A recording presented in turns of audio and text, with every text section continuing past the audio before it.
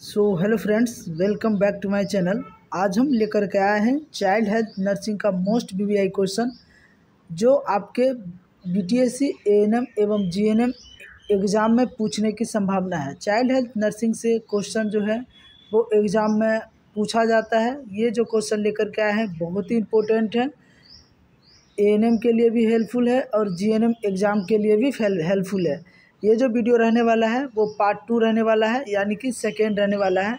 मैंने पिछले वीडियो में 1 से लेकर के 20 तक क्वेश्चन बात किए थे और आज हम बात करने वाले हैं क्वेश्चन नंबर 21 से। तो चलिए स्टार्ट करते हैं वीडियो को। जो हमारे चैनल पे नए हैं वो चैनल को सब्सक्राइब कर लें ताकि आपको हर एक अपडेट नर्सिंग से मिलते रहे। ठीक है, तो चलिए स्टार्ट करते हैं क्वेश्चन नंबर 21 से। देखिएगा क्वेश्चन में क्या लिखा गया है। मोस्ट बीबीआई क्वेश्चन है, juvenile justice act has come into force in, यानी कि क्वेश्चन क्या कह रहा है कि जुवेनाइल जस्टिस एक्ट जो था वो किस वर्ष लागू हुआ था। देखिएगा ऑप्शन में क्या है, 1960, 1987, 1978, 1956। बताइएगा इसका राइट आंसर क्या रहेगा कि जुवेनाइल जस्टिस एक्ट जो था वो किस वर्ष लागू हुआ था।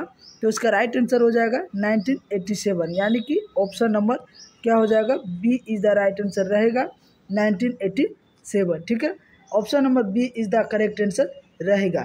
नेक्स्ट अपन बात करते हैं क्वेश्चन नंबर 22। देखिएगा क्वेश्चन नंबर 22 में क्या लिखा गया है। नवजात शिशु में हीमोग्लोबिन की सामान्य मात्रा होती है।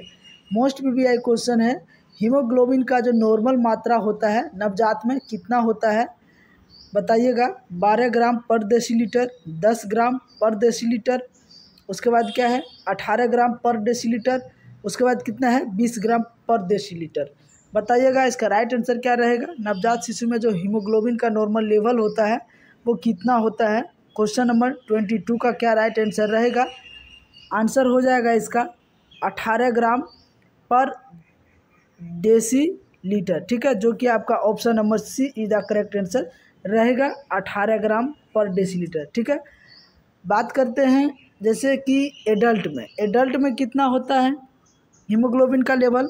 तो यहाँ पे हम आपको लिख देते हैं कि एडल्ट में कितना होता है। यहाँ पे आप लिख लीजिएगा। यहाँ जो अभी क्वेश्चन बोल रहा था क्या था, न्यूबॉर्न। क्या था, न्यूबॉर्न में जो हीमोग्लोबिन का लेवल है वो कितना है, 18 ग्राम पर डेसीलीटर। ठीक है, एडल्ट की बात करें तो कितना होता है, 12 ग्राम पर डेसीलीटर, 12 ग्राम पर डेसीलीटर। ठीक है, ये होता है नॉर्मल हीमोग्लोबिन लेवल।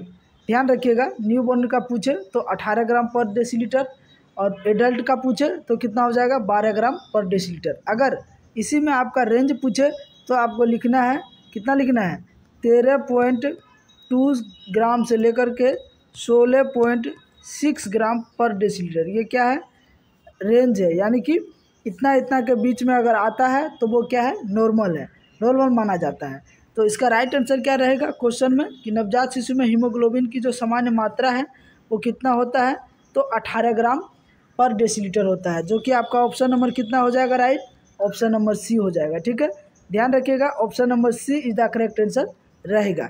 नेक्स्ट अपन बात करते हैं क्वेश्चन नंबर 23। देखिएगा बीसीजी टीके की मात्रा है, the dose of BCG vaccine is. बताइएगा इसका राइट आंसर क्या रहेगा। एट द बर्थ जो बच्चे जन्म लेते हैं तब क्या होता है, बीसीजी का जो वैक्सीन लगाते हैं तो उस टाइम कितना लगाते हैं, कितना डोज लगाते हैं, 0.1 ml, 0.3 ml, 0.5 ml या 2 ml।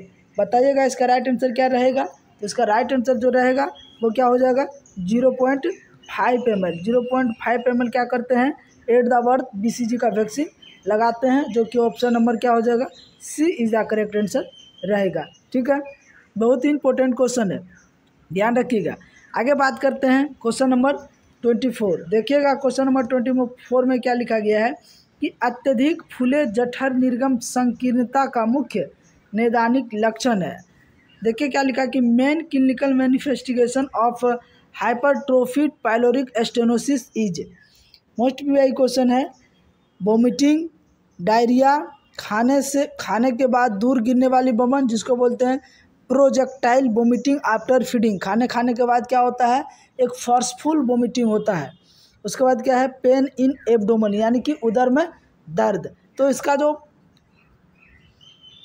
मेन क्लिनिकल मैनिफेस्टेशन होता है हाइपरट्रोफी का, उसका क्या साइन सिम्टम है, तो क्या इसका राइट आंसर हो जाएगा, इसका राइट आंसर जो रहेगा वो हो जाएगा प्रोजेक्टाइल वोमिटिंग आफ्टर फीडिंग। जैसे व्यक्ति भोजन करता है, खाना खाता है, उसके जस्ट तुरंत क्या होता है, वोमिटिंग होना स्टार्ट हो जाता है, वो भी कैसा, फोर्सफुल जैसा, ठीक है, पूरा तेज़ी से।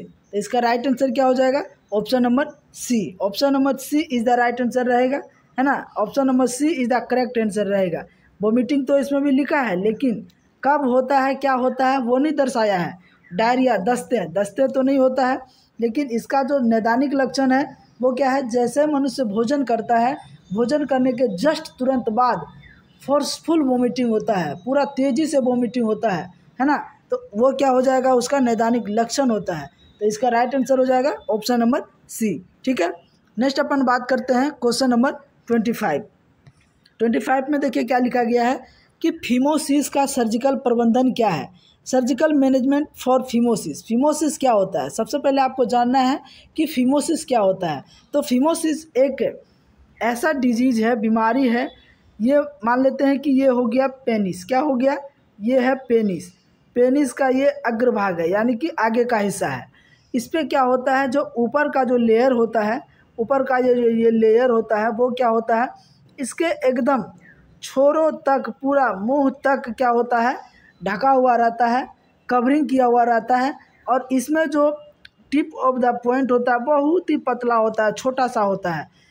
उससे क्या होता है, मनुष्य को क्या होता है, पेशाब करने में दिक्कत हो सकता है, सेक्सुअल ट्रांसमिशंस करने में दिक्कत हो सकता है। तो ये इसको ही क्या कहते हैं, फीमोसिस कहते हैं। तो इसका जो सर्जिकल प्रबंधन है, यानी कि सर्जरी द्वारा इसको जो ट्रीटमेंट करते हैं, वो क्या कैसे करते हैं, इसको क्या करते हैं, यहाँ से इसको आगे वाला भाग, देखिए मैं कलर चेंज करके आपको बता देते हैं। यहाँ का जो आगे वाला भाग है उसको क्या करते हैं, उसको डॉक्टर क्या करते हैं, खींच के पकड़ लेते हैं, खींच के क्या करते हैं, पकड़ लेते हैं, और यहाँ से सीजर से क्या करते हैं, कट कर देते हैं। क्या करते हैं, उसको कट कर देते हैं। जैसे कट करता है तो वो जो ऊपर का लेयर है, चमड़ा है, वो क्या होता है, ऊपर खिसक जाता है। खिसक जाने के बाद उसको क्या होता है, पेशाब करने में या आगे सेक्सुअल ट्रांसमिशन डिजीज में, वो सब में क्या करने में, सॉरी डिजीज नहीं हो जाए, सेक्सुअल ट्रांसमिशन करने में क्या होगा, आसानी होगा, बच्चे पैदा करने में आसानी होगा। तो ये यहाँ से जो काट के हटा दिया जाता है लेयर को, इस साइड वाले भाग को, तो यहाँ पे वो दिक्कत ख़त्म हो जाता है। तो उस प्रबंधन को क्या कहते हैं, ऑर्कियोटोमी, ऑर्कियोप्रैक्सी, नेफ्रोटोमी, सर्कमसीजन। बताइएगा इसका राइट आंसर क्या राइट होगा। तो ऑर्कियोटोमी होता है, ऑर्कियोटोमी अंडकोश को हटाने की सर्जरी है। ये जो है वो क्या है, अंडकोश की हटाने का सर्जरी है, ये तो नहीं होगा। उसके बाद ये क्या है, नेफ्रोटोमी। नेफ्रोटोमी क्या होता है, नेफ्रॉन को काट के हटाता है, ये भी नहीं होगा। उसके बाद क्या है, ऑर्कियोप्रैक्सी। ऑर्कियोप्रैक्सी का मतलब होता है कि अंडकोश को अंडकोश में लाया जाता है। यह एक सर्जरी प्रक्रिया है, यह एक क्या है, सर्जरी का प्रक्रिया है, जिसमें क्या किया जाता है कि अंडकोश को अंडकोश में लाया जाता है। यानी कि अंडकोश क्या होता है, कहीं एब्डोमेन एरिया में घुस जाता है, तो उसको सर्जरी करके उस सर्जरी को नाम दिया गया है ऑर्कियोप्रैक्सी। ऑर्कियोप्रैक्सी के द्वारा सर्जरी होता है। उसके बाद क्या होता है, अंडकोश को अंडकोश में लाया जाता है, तो उसको क्या बोलते हैं, ऑर्कियोप्रैक्सी बोलते हैं। तो इसका राइट आंसर जो रहेगा वो क्या हो जाएगा, सर्कमसीजन। इसको जो काट के हटाना क्या कहलाता है, सर्कमसीजन कहलाता है, जो कि इसका राइट आंसर क्या हो जाएगा, option number D. Option number D is the right answer रहेगा। उम्मीद करते हैं कि आपको ये समझ में आया होगा, ठीक है। नेक्स्ट अपन बात करते हैं क्वेश्चन नंबर 26 में देखिएगा क्वेश्चन में क्या बोल रहा है कि बच्चे में जन्म के समय के वजन से 2 गुना वजन हो जाता है। बच्चे में जन्म के समय के वजन में 2 गुना कितने वर्ष में हो जाता है, 5वें महीने पर, 8वें महीने पर, 10वें महीने पे, 2वें महीने पे। कितने महीने पे बच्चा का जो वज़न है वो डबल हो जाता है। बच्चे का जो नॉर्मल वज़न होता है वो कितना होता है, तो 2.5 किलो से लेकर के 3 केजी, 2.5 किलो से लेकर के किलो, ये क्या है, नॉर्मल वजन है, एट द बर्थ वजन है, ठीक है। जब दुगना हो जाता है तो कितने मंथ पे क्या होता है, बच्चे का वजन डबल हो जाता है। तो 5वें महीने पे, कितने महीने पे, 5वें महीने पे कितना हो जाता है, 6 किलो वजन हो जाता है। तो इसका राइट आंसर क्या हो जाएगा, option number A. Option number A is the right answer रहेगा 5वें महीने, ठीक है। लिख लीजिएगा, 5वें महीने पे क्या होता है, बच्चे का वजन क्या हो जाता है, दुगना हो जाता है, डबल हो जाता है। नेक्स्ट अपन बात करते हैं क्वेश्चन नंबर 27 में देखिए क्या है, दो फ्रंटल हड्डियों के बीच में उपस्थित सूचर है, उसे क्या कहते हैं। ध्यान रखिएगा, सूचर वाला क्वेश्चन जो है वो एग्जाम में पूछा जाता है। तो सूचर कितने होते हैं, कितने प्रकार के होते हैं, कौन कौन सूचर मिलने से कौन कौन सा ज्वाइंट होते हैं, उसको हम आपको यहाँ पे बता दे रहे हैं। देखिएगा, एक ट्रिक से आपको याद रखना है सूचर के बारे में। पहले आपको क्या याद रखना है, पी एफ को पी ओ ला, पी टी और एस, यहाँ तक हो गया। आगे देखिए, पी और प्लस पी यानी कि पेराइटल प्लस पेराइटल क्या होता है, sagittal, sagittal suture, sagittal suture, S suture, ठीक है। उसके बाद फ्रंटल प्लस फ्रंटल, यहाँ लिख लीजिएगा, फ्रंटल प्लस फ्रंटल क्या होता है, फ्रंटल प्लस फ्रंटल क्या हो जाएगा, फ्रंटल, ठीक है। अब पीटीएस यानी कि पेराइटल प्लस टेम्पोरल, ये जो टी है उसका क्या मतलब है, टेम्पोरल, इसका क्या होता है, तो एस्क्यूमस, एस्क्यूमस लिख लीजिएगा, एस्क्यूमस, एस्क्यूमस।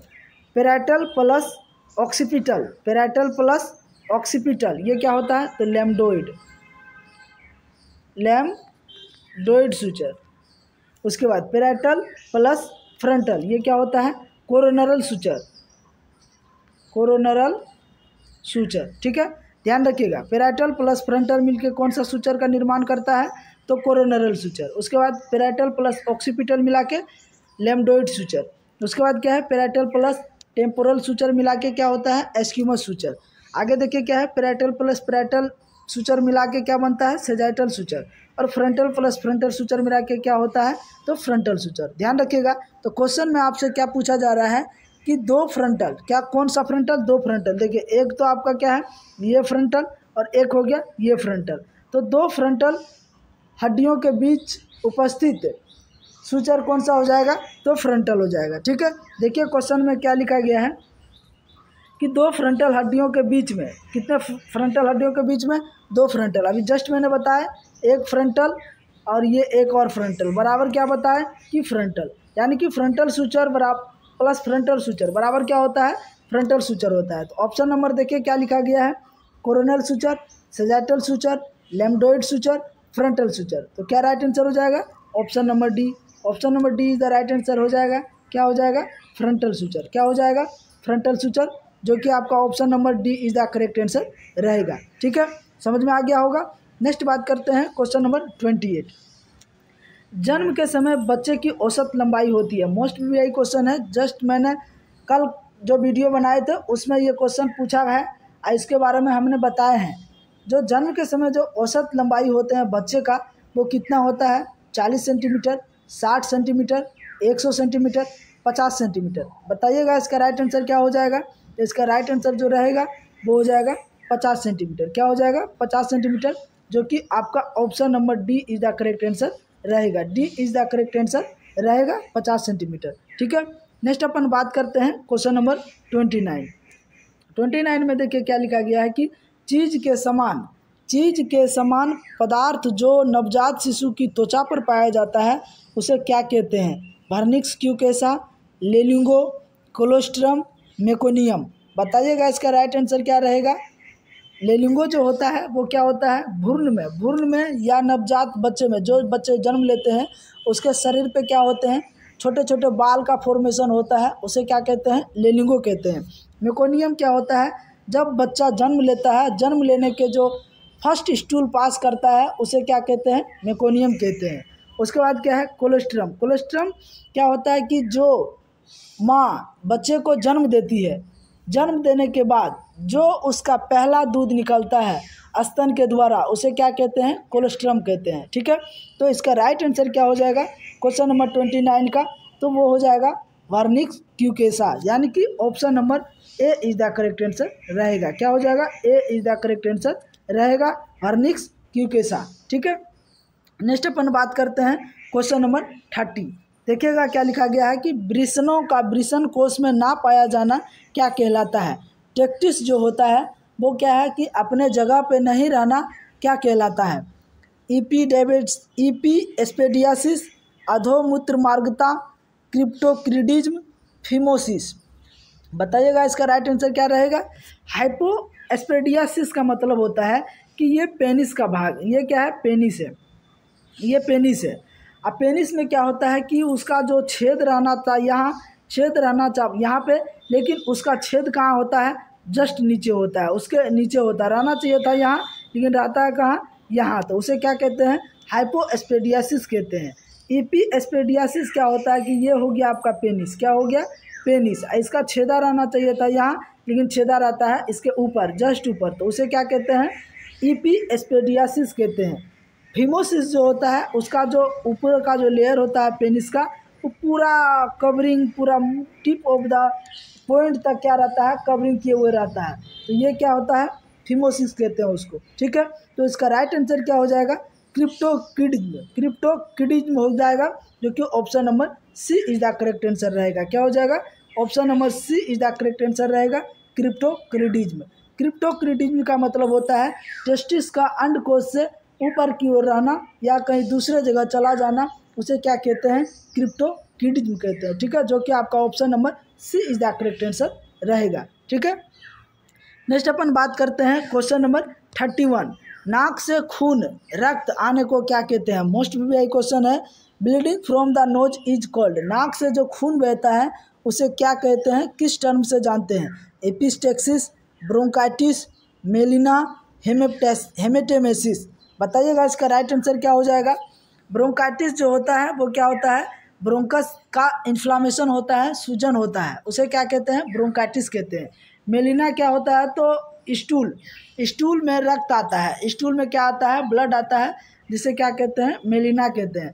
हेमेटेमेसिस लिखा गया है। हेमेटेमेसिस का मतलब होता है उल्टी में ब्लड आ रहा है, किस में आ रहा है, उल्टी में ब्लड आ रहा है, जिसको क्या बोलते हैं, हेमेटेमेसिस बोलते हैं। तो एपिटेक्सिस जो होता है वो नाक से खून आने को कहते हैं, जो कि आपका option number A is the correct answer रहेगा। क्या हो जाएगा, ए इज द करेक्ट आंसर रहेगा, एपिस्टेक्सिस। ठीक है, ध्यान रखिएगा। नेक्स्ट अपन बात करते हैं क्वेश्चन नंबर 32। विटामिन ए की कमी से होता है, मोस्ट वीआई क्वेश्चन है। विटामिन ए की कमी से कौन सा बीमारी होता है, नाइट ब्लाइंडनेस, स्कर्वी, बेरी या रिकेट्स। बताइएगा क्या राइट आंसर होगा। तो विटामिन ए की कमी से जो होता है वो क्या होता है, नाइट ब्लाइंडनेस होता है, यानी कि आपका option number A is the right answer रहेगा। विटामिन बी की कमी से क्या होता है, बेरी होता है। विटामिन सी की कमी से क्या होता है, स्कर्वी। और विटामिन डी की कमी से क्या होता है, रिकेट्स होता है। यानी कि आपका इसका राइट आंसर जो रहेगा वो हो जाएगा night blindness is the correct answer रहेगा। ध्यान रखिएगा, विटामिन से रिलेटेड क्वेश्चन एग्जाम में पूछा जाता है।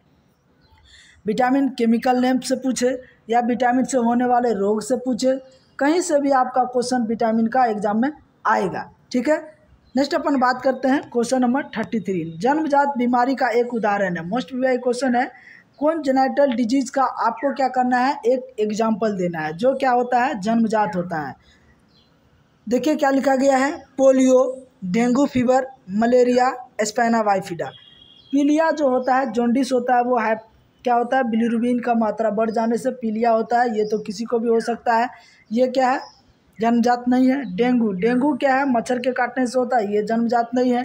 मलेरिया किससे होता है, ये भी मच्छर के काटने से होता है, ये भी जन्मजात डिजीज नहीं है। तो इसमें जन्मजात जो डिजीज है वो क्या है, spina bifida is the correct answer रहेगा, जो कि आपका option number D is the right answer रहेगा। ठीक है, नेक्स्ट अपन बात करते हैं क्वेश्चन नंबर 34। एड्स का कीटाणु होता है, मोस्ट वीआई क्वेश्चन है। एड्स का कीटाणु कौन होता है, HIV, ट्रेपिनोमा, बेसिलाई, विब्रियो जो होता है वो किसका होता है, कोलेरा का होता है। लिख लीजिएगा, कोलेरा का क्या होता है, विब्रियो होता है। ठीक है, विब्रियो कोलेरा जिसको बोलते हैं। बेसिलाई जो होता है वो क्या होता है, उसके बाद ट्रेपिनोमा होता है, वो क्या होता है, किसका ऑर्गेनिज्म है, कॉजेटिव ऑर्गेनिज्म है, आपको क्या करना है कमेंट्स बॉक्स में बताना है। तो इसका राइट आंसर जो रहेगा वो हो जाएगा HIV। HIV is the right answer रहेगा option number A. Option number A is the right answer रहेगा HIV। HIV जो है वो क्या है, एड्स का कॉजेटिव ऑर्गेनिज्म है। ठीक है, ध्यान रखिएगा। नेक्स्ट अपन बात करते हैं क्वेश्चन नंबर 35। बच्चे को एकमात्र स्तनपान कब तक देना चाहिए। बच्चे को जो है वो कब तक एकदम दूध पे ही रखना चाहिए, ओनली फॉर माँ का दूध, यानी कि ब्रेस्ट फीडिंग। 6 हफ्ते तक, 6 महीने तक, 8 महीने तक, 1 साल तक, कितने दिनों तक बच्चे को दूध पिलाना चाहिए, ओनली सिर्फ दूध, वो भी माँ का। तो option number B is the correct answer रहेगा 6 मंथ तक। कितने मंथ तक, 6 मंथ तक बच्चे को क्या करना है, माँ का दूध पिलाना है। तो option number B is the correct answer रहेगा। ठीक है, नेक्स्ट अपन बात करते हैं क्वेश्चन नंबर 36।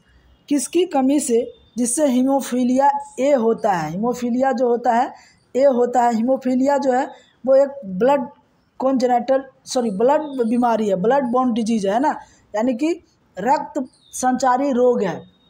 तो किसके वजह से होता है, किस फैक्टर के वजह से होता है। Factor number 9, factor number 10, factor number 8, factor number 4।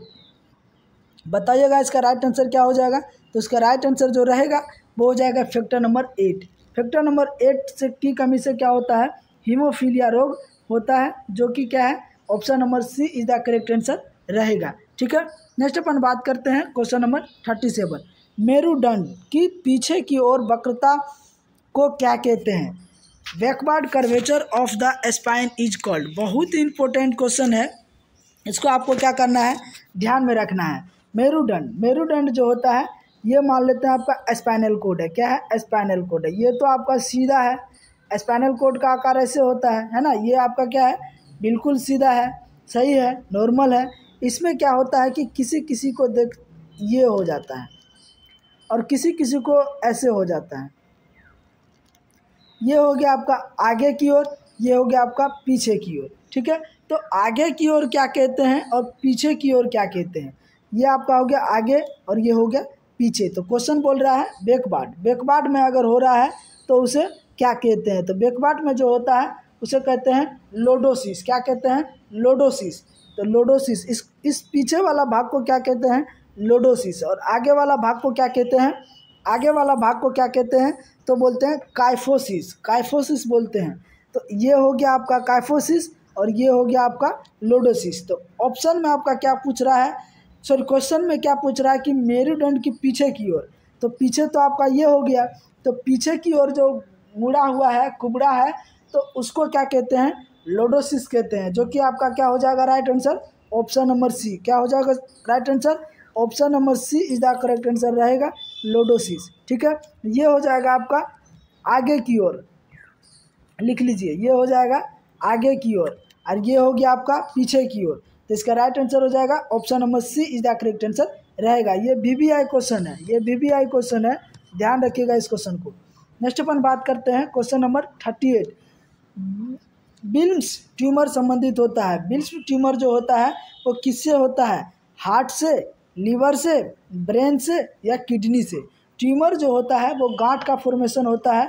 तो बिल्स ट्यूमर बोल रहा है, कौन सा ट्यूमर है, बिल्स ट्यूमर है, जो कि किस में होता है, किडनी में होता है, नेफ्रॉन में होता है, किडनी में होता है, जो कि आपका राइट आंसर हो जाएगा option number D. Option number D is the right answer रहेगा, किडनी। नेक्स्ट अपन बात करते हैं क्वेश्चन नंबर 39। BCG की टीके की खुराक है। ये जो क्वेश्चन है वो क्या हो गया है, रिपीट हो गया है। तो इसका राइट आंसर आपको किस में देना है, कमेंट्स बॉक्स में देना है। किस में देना है, कमेंट्स बॉक्स में देना है इसका राइट आंसर। ये जो क्वेश्चन है क्या है, रिपीट हो गया है, तो आपको राइट आंसर किस में देना है, कमेंट्स में देना है। नेक्स्ट बात करते हैं क्वेश्चन नंबर 40। मोरो रिफ्लेक्स समाप्त होता है। मोरो रिफ्लेक्स कितने एज में समाप्त होता है। बच्चों में जो मोरो रिफ्लेक्स होता है, अक्सर आप देखे होंगे बच्चे क्या होता है, जब कहीं आप कोई बेड पे या कोई खाट पे उसको लिटाते हैं तो बच्चा क्या करता है, हाथ पांव क्या करता है, फेंकते रहता है। हाथ पांव क्या करता है, फेंकते रहता है। तो वो क्या है, मोरो रिफ्लेक्स है। वो क्या कर रहा है, अपने आप बच्चे को क्या हो रहा है, मूवमेंट हो रहा है। बच्चा तो चाहता भी नहीं है उस तरह करने का, लेकिन क्या होता है, रिफ्लेक्स हो रहा है। उसका हाथ पाँव ऐसे ऐसे क्या करता है, फेंकता है, तो उसे क्या कहते हैं, मोरो रिफ्लेक्स कहते हैं। तो वो जो समाप्त होते हैं वो कितने एज पे समाप्त होते हैं, 1 साल पे, 8 से 9 महीने पे, 5 से 6 महीने पे, 3 से 4 महीने पे। बताइएगा इसका राइट आंसर क्या रहेगा। इसका राइट आंसर हो जाएगा 3 से 4 महीना, जो कि option number D is the correct answer रहेगा। तो आई होप ये वीडियो आपको कैसा लगा, तो हमारे कमेंट्स बॉक्स में ज़रूर कमेंट करें। तो आज का वीडियो बस इतना ही, तब तक के लिए धन्यवाद।